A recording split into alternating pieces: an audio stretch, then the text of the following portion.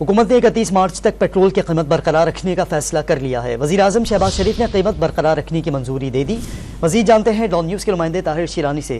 طاہر بتائیے گا، عوام کو نئی حکومت آنے کے بعد ریلیف کیوں نہیں فراہم کیا گیا؟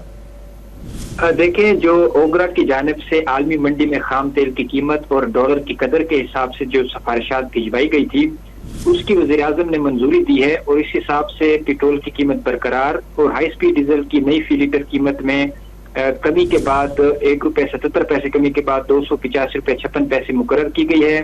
اعلامیہ وزارت خزانہ نے جاری کیا ہے، اس کے مطابق 31 مارچ تک پیٹرول کی قیمت ₹279.75 فی لیٹر برقرار رہے گی، اور جو ہائی سپیڈ ڈیزل کی قیمت ہے وہ کمی کے بعد اس کی اطلاع کر دیا گیا ہے۔